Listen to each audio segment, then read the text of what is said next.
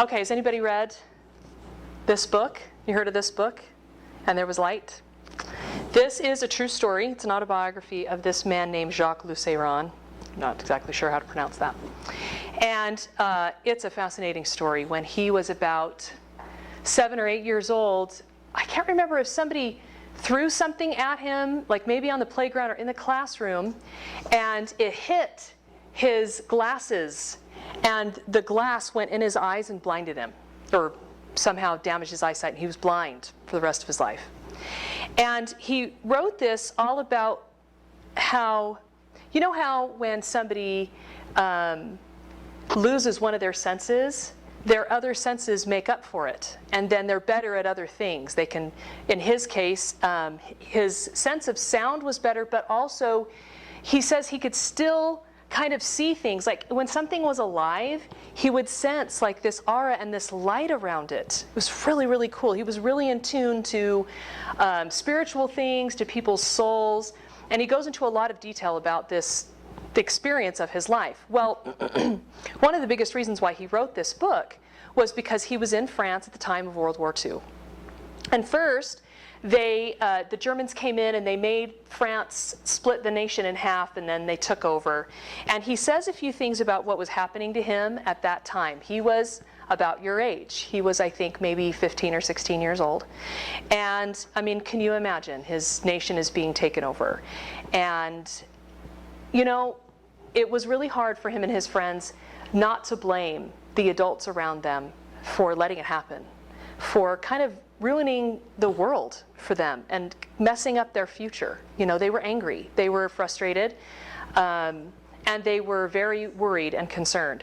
He says, people no longer talked about liberty, but about honor, for honor was more reassuring. And so it wasn't about freedom anymore. It was about honor and doing your duty and obeying the law or whatever it was. And so he was very frustrated by that. And an interesting thing happened to him.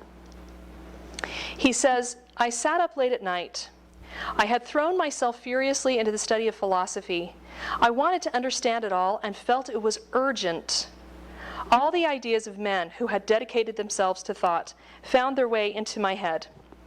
For the first time, from Pythagoras to Bergson, from Plato to Freud, I tormented myself that autumn of 1940. I thought a lot, or at any rate, gave exercise to my thoughts. He goes on to say, the philosophers put my brain to work, and my brain followed them willingly.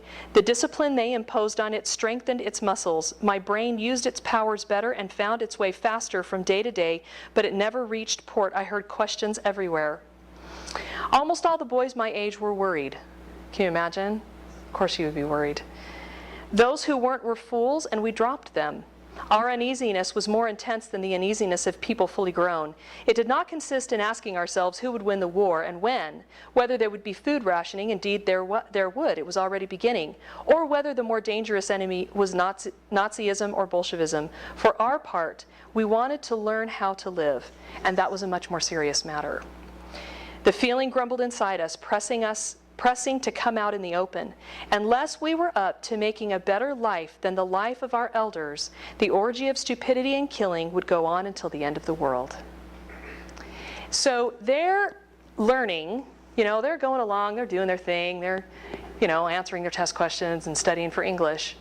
And then everything shifts, and their nation's taken over.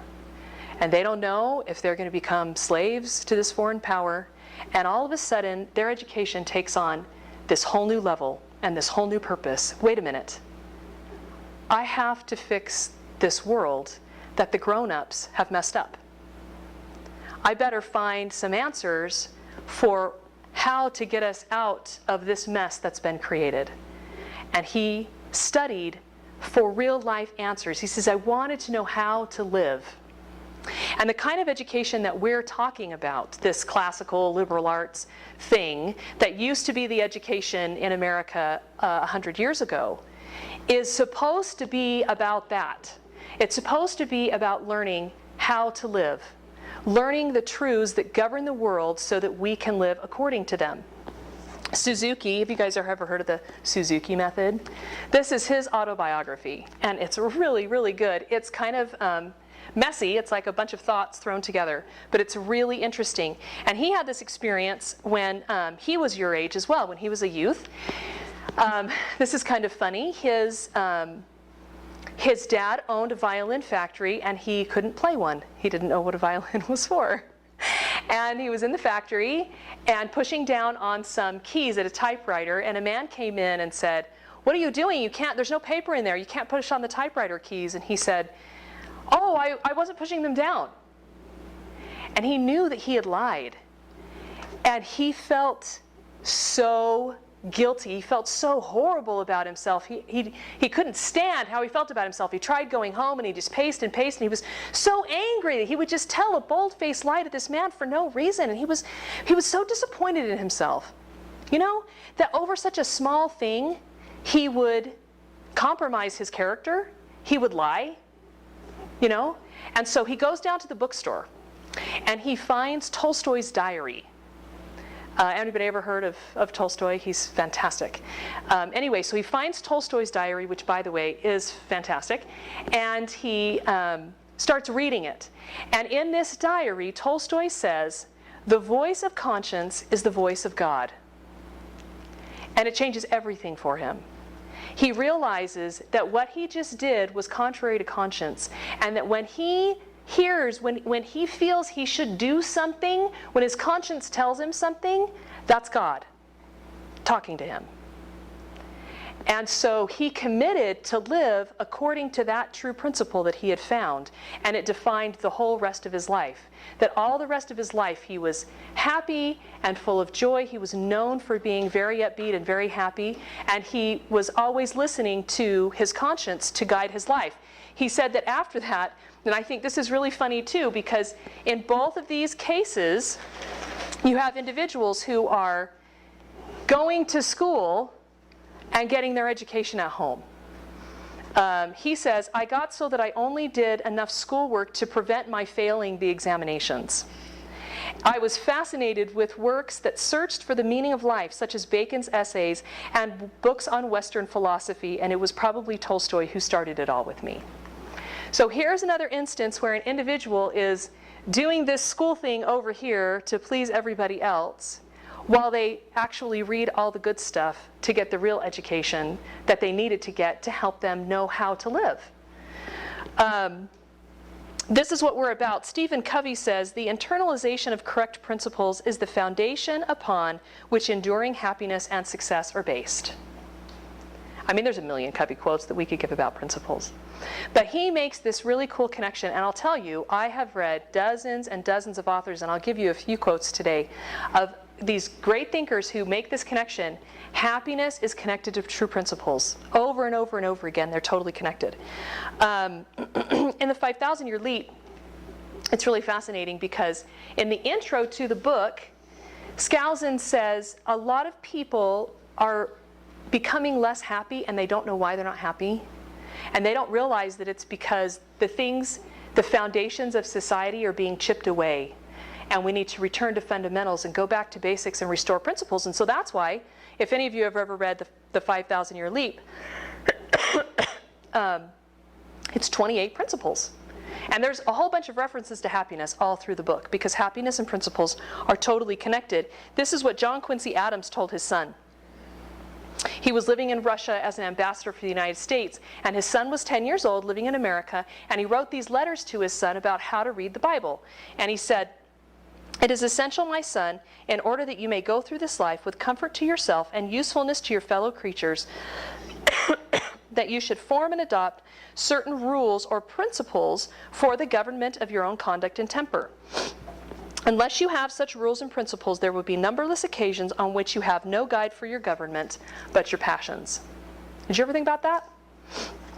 If you don't know why you're doing what you're doing, if you don't know what you really believe, then when you're in a moment with a boy you really like that likes you back and wants to, whatever, how are you going to decide what you're going to do? If you don't have some rules and principles that you latch onto, that you decide are true and that you live by, then you'll just go with however you're feeling. And if you really like him and you're really attracted to him, then you may end up doing some things that you regret. Same with moms, you're in this moment and your kid's being, and you're super angry. What are you going to do? Are you going to be ruled by your passions, or are you going to be ruled by principles? So what we want to do, if we're going to seek a principle-centered education, if we're going to be principle-centered in the things that we do and have principles transform the way we live our lives, then we're going to have to know what they are, okay? So, the first aspect of principles that you have to understand is a concept called natural law. Now, this is written right into our founding documents because people used to talk about natural law all the time. Any of your friends at school, in any of your classes, in your neighborhood, at church, they come up and talk to you about natural law ever? No. They don't even know the term. Never even heard of it. Not even talked about today. It was a very, very common term 200 years ago, 300 years ago. The law of human nature. Now, this is a really simple explanation that C.S. Lewis gives about what the law of human nature is. So listen to what he says. When the older thinkers called the law of right and wrong the law of nature, they really meant the law of human nature. The idea was that just as all bodies are governed by the law of gravitation and organisms by biological laws, so the creature called man also had his law, with this great difference, that a body could not choose whether or not it obeyed the law of gravitation. So if you're on a building and you jump, do you get to choose? No. Gravity's in force. As a physical body, whether you're a rock, or a lion, or a human being, gravity and the other laws of the world are still in force. And this is where it can get confusing, because today in science, they use the term natural law all the time. And they always talk about how they're looking for laws and looking for principles. And we'll talk about that, and we talk about that in understanding how to read nonfiction. But for right now, we have to understand that this law of human nature is different. It's the one way in which we're different from everything else. Human beings are really different, okay? So how are human beings really different? A man could choose whether to obey the law of human nature or disobey it. This law was called the law of nature because people thought that everyone knew it by nature and did not need to be taught it. Okay? So he says, what he means is,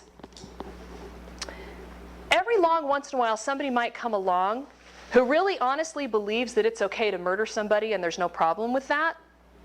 But most people that have ever lived on the planet in the history of the world have just inherently known. And we'll just return to that idea again and again. There are things we just know by nature. We're just born that way, and that's part of the law of human nature. He says, I believe they were right.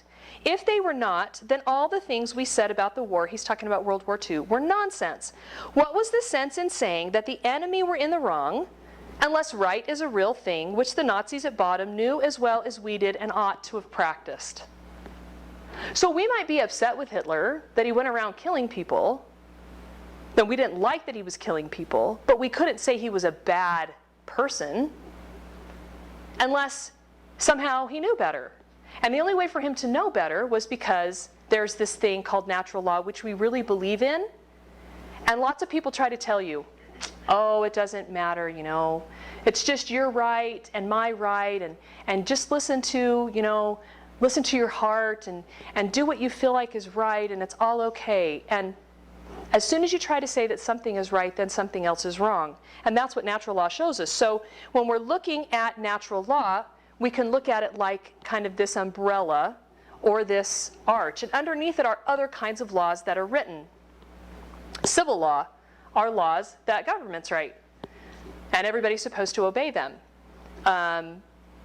Revealed law is like scripture, when God or prophets say these are the laws.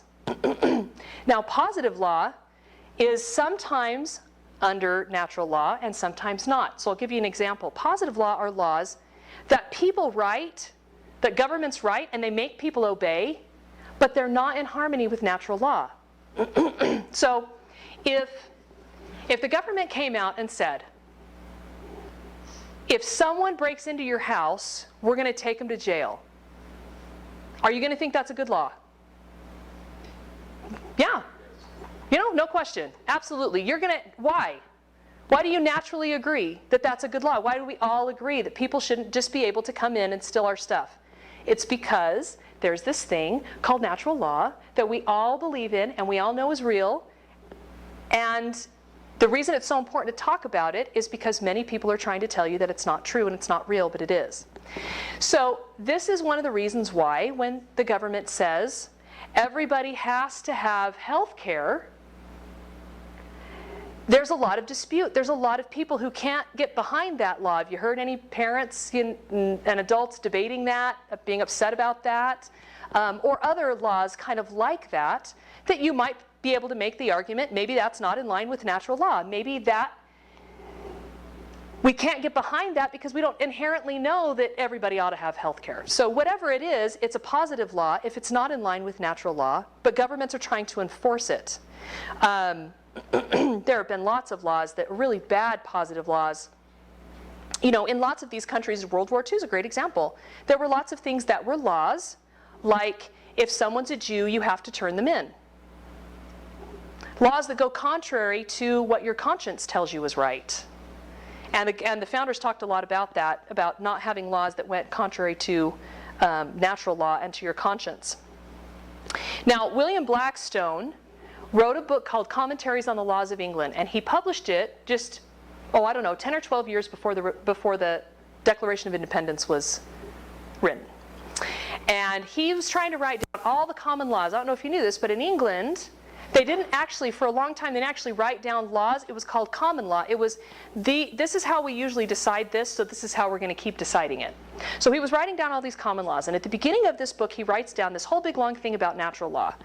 And he says that it's dictated by God himself. He said that when God made the earth, he made certain laws that govern human behavior. And these laws are what help us to be happy. And when we live these laws, then we have more happiness. And he says they're superior in obligation to any other. Natural law is binding over all the globe, in all countries, at all times. No human laws are of any validity if contrary to this, and such of them are valid, derive all their force and all their authority from natural law. So, if you're a parent, okay, or if you're on the student council, or if you're running a business, wherever you're a leader, if you want people to follow you and do what you say, you have to make sure that whatever rules you put in place are rules people naturally want to follow, rules that people think are just, rules that are in line with natural laws, or no one will follow you. Lots of kids end up having a horrible adulthood because when they were kids, there were rules in their house that didn't seem right. They didn't seem in line with common sense. They didn't seem natural. And so they become confused. So on that paper, you can write down some things that make human beings different from everything else on the planet. What are some ideas you have? What makes us different than animals, or plants, or rocks, or our planet, or other stars? How are we different from all those other things?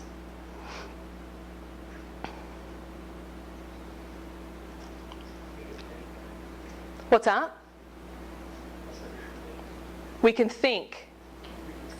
We can reason. What does that mean? How is that different from animals? Don't animals think?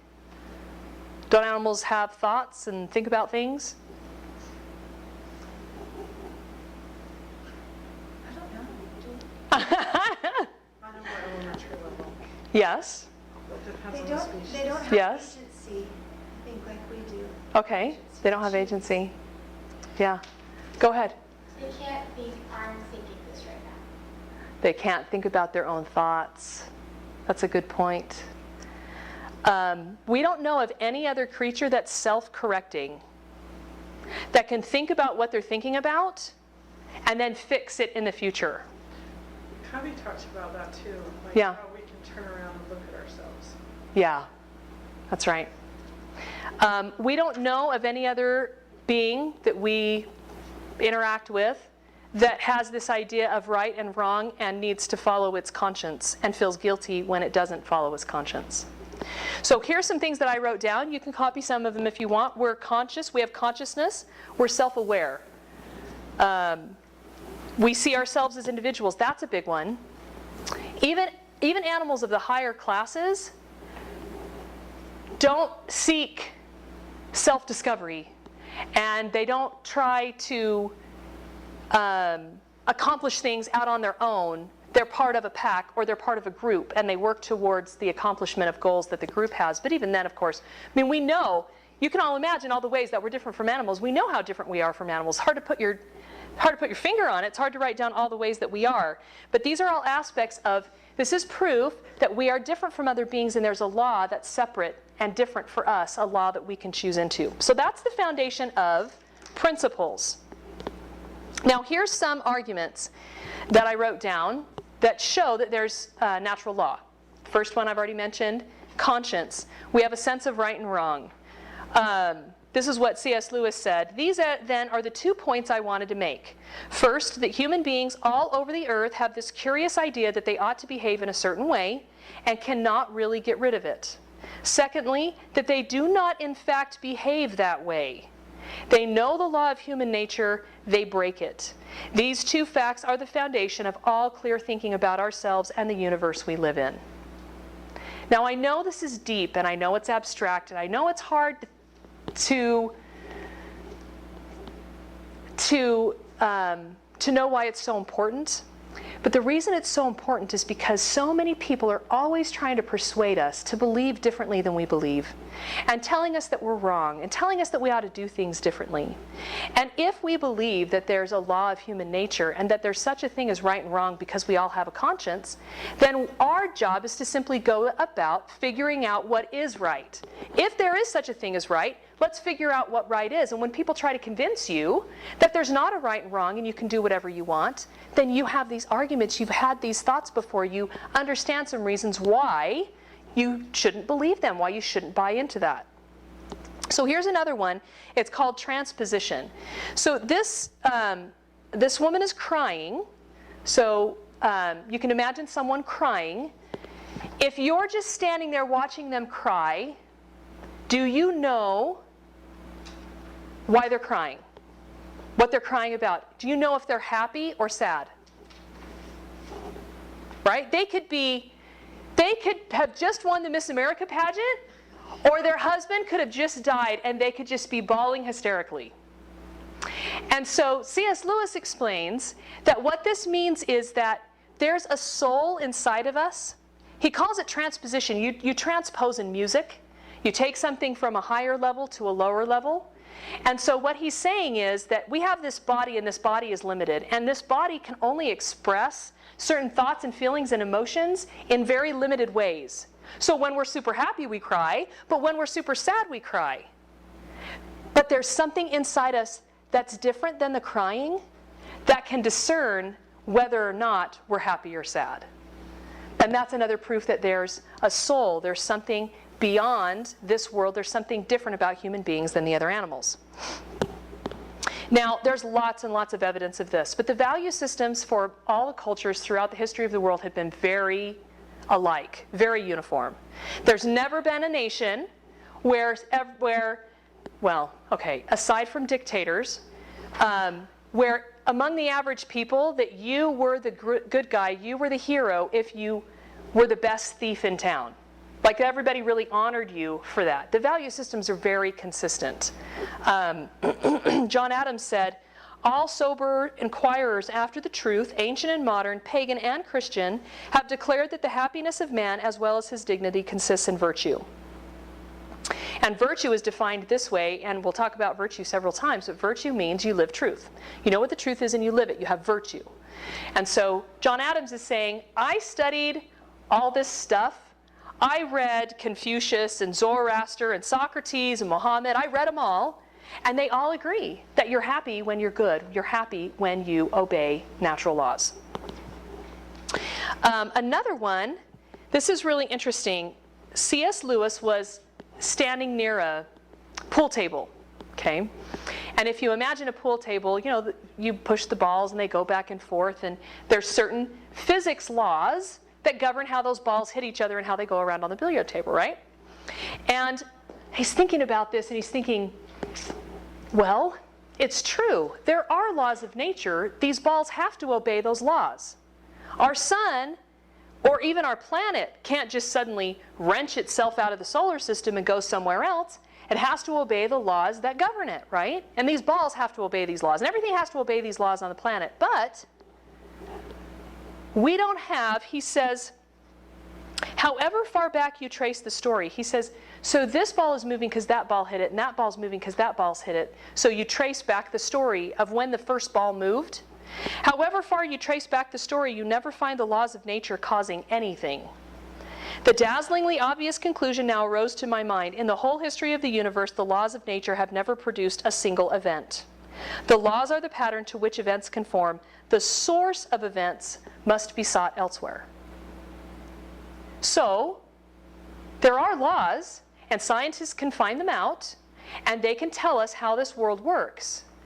But you have to look somewhere else for what got the ball started. The ball didn't start rolling by itself. Something caused it. And something caused all this stuff to start going. So that's another element of natural law, law of human nature. And this last one, this guy is talking about what is the purpose of life. We all want meaning. We all want our life to mean something. That, of course, makes us very different than anything else on the planet.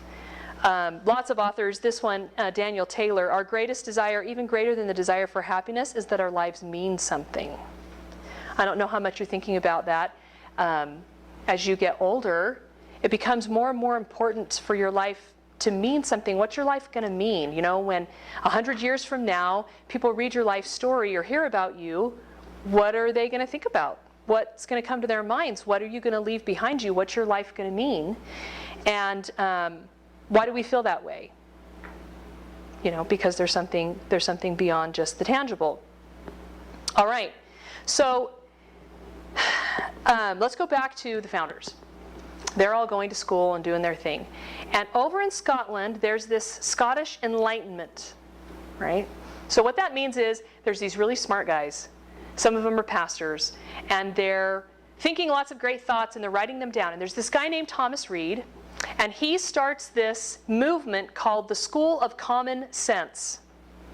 You might not know that the book that you've probably heard of that was written at the time of the founding called Common Sense is kind of tied to that, and it also talks about principles.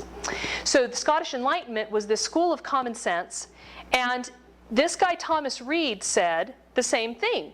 He said when God put the world in place, he made these laws, and he proposed laws for himself that were keeping with his wisdom and goodness, and he continues to rule according to these laws that he put in place.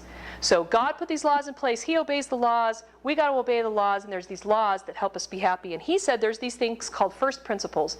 When you know the first principles, you can figure out the rest of the principles. And he said all of them lean on the first principles. And this is interesting because when you understand all this, then a lot of things in our history make a lot more sense. He said there are certain principles resembling most closely the common sense of man in which the rest lean their whole weight. And these principles are so closely joined together that if the first principles are given, all the others must follow. And you know what he said? He said that first principles were written on the hearts of men by the finger of God. So what is one of those? Well, how about ownership? Let's say you go up to the mountains with your friends and you find some leaves and you make this little wreath and you put it on your head. Who does it belong to? Whose is it? You don't know who owns it? It's yours, right? You made it. That's a first principle. Why do we all agree with her? I don't know, because we all agree, because there's natural law, because that's the law that's been written on our hearts. We know. We just know. It doesn't matter where you go. There's this really fascinating story in China when the communists came into power and slowly they started taking things away from the people. They started taking their possessions away until finally they said, they all had this little garden plot in their backyards that they used to grow their own vegetables in, and the government said they couldn't even grow vegetables in their own family gardens. And so when they couldn't grow vegetables in their own family gardens, guess what happened? Everybody stopped caring. All the production plummeted downhill, and people started dying by the millions. They couldn't sell anything that they grew, and they couldn't make any money off any of their work. And so there was no reason to care, because they had totally taken away, they had stopped these people from living their lives in harmony with the natural law of ownership, and so there was no reason to work anymore. So here's a few examples of some of these. Nothing exists without a cause. There is a right and wrong. People should choose the right. This is why we're angry with Hitler, or Mao, or whoever it is, because darn it, he should know better. He should do what's right. He should stop killing people. Why? Because there's first principles in natural law. People should be held accountable for their choices. Here's a good one, the idea of fairness. Now, you guys tell me if this happened to you when you were little. Did your mom sit you down and give you a little lesson on fairness? Did she say, now, sweetheart, you need to be fair, and this is what fairness means, and we honor this idea of fairness in our family? Absolutely not. Little kids, before you even almost teach them the word, that's not fair, right? Because we have this idea that things ought to be fair somehow. These are first principles.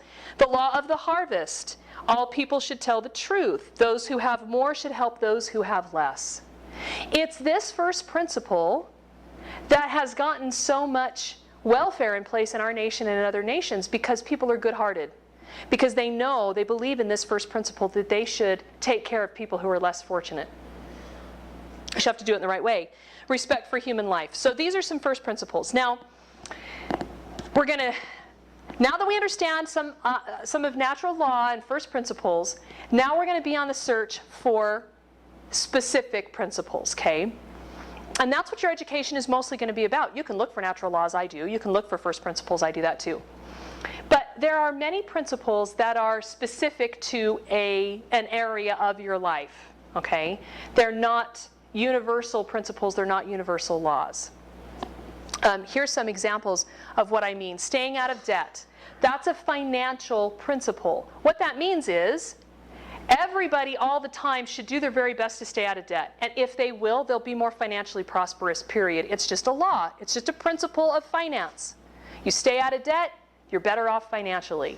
You save 10%, you're better off financially. They're financial principles. So when we want to learn how to live, like these men wanted to learn how to live, let's say you're having trouble with your health. Let's say you're struggling in your friendships and you want to meet new people and have a bigger friendship circle. Let's say you're struggling in your marriage. Whatever it is, there are laws. There are principles that govern that aspect of human life, and if you'll seek them out. Did you know there's principles of courtship when you're dating? That there are things that you ought to keep in mind and certain laws that make that courtship turn into a more successful marriage? So those are things that you should be looking for as you're studying. Eat a well-balanced diet. Build businesses on quality systems. First principles are intuitive, okay? First principles are the kind of thing that we just know, we just agree, because they're written on our hearts. But true principles in these specific areas have to be learned. And this is a cool thing because it keeps us on the search. And it keeps us having this purpose of developing and growing and improving ourselves. So these principles often have to be learned. You don't intuitively know that businesses are built on quality systems. But you can learn that. And you can build a business using quality systems, and you can get the results. You can have the happiness that natural laws and principles bring by obeying them, by knowing what they are and live in harmony with them. You know, if you understand better what foods are really good for you and what foods are ruining your health, then you can stay away from foods that are ruining your health. One of the things that I was reading the other day that Plato talks about is that what it means to, this is his definition, this is pretty cool. He says, What it means to be wise is to measure current pleasure against future pain. The person who's really wise cares about exercising right now because they know that when they're 50, it will make a big difference. If they take care of their body right now, they'll experience greater health all their lives. So if you can forego a little bit of pleasure or entertainment right now to avoid pain in the future, then you'll have a happier life. And that's one of the concrete ways in which principles make us happier. Because there are certain principles that are in force whether we like it or not. Whether or not you know that you need water, you will die if you don't get it. And often the things that we need are not the things we want. Mortimer Adler says his definition of wisdom is knowing what you need and meeting your real needs. Not letting your life be governed by everything you want, but by letting your life be governed by those things that you need, which is really actually just living principles. Aristotle said the same thing. Let us acknowledge that each one of us has just as much of happiness as he has of virtue and wisdom and virtuous and wise action. So we go back to William Blackstone and this thing he wrote about natural law. And it was really cool because he said, here's how it works. And listen up for this phrase and see if it sounds familiar. He said, okay, happiness and natural law are tied in this like equation. They're connected to each other. You can't break them apart. And to the level at which you live natural laws, live in harmony with them, you have greater happiness. So God has graciously reduced the rule of obedience to this one paternal precept, that man should pursue his own happiness. You ever heard that before? It's right there. Right there in our founding document. He says that this is the foundation of what we call natural law. If something tends to our real happiness, then natural law condones it. And if it takes away from our real happiness, and this is like when Covey talks about win-win relationships, when seeking for a win-win, it will increase everyone's happiness when you live principles. Maybe not always right in that moment, but in the long term, everyone will be happier if you're living according to natural law. So, if you look at the Declaration of Independence and you follow it through, what you find is that each one of these concepts that I've talked about is written right in it. You go through in the course of human events to assume among the powers of the earth the separate and equal station to which the laws of nature and of nature's God entitle them. That's natural law. You skip down to the next paragraph. We hold these truths to be self-evident. That's the common sense. They're self-evident. You don't have to talk anybody into it. It's real. They're first principles, right? And then you skip down. They're endowed by their Creator with certain unalienable rights, that among these are life, liberty, and the pursuit of happiness. Those are the first principles that we believe in. That these founders knew. They studied this. They knew this. They believed it. They talked about it. They wrote about it. And it's what made our nation so great. And then you skip down to the end of that paragraph.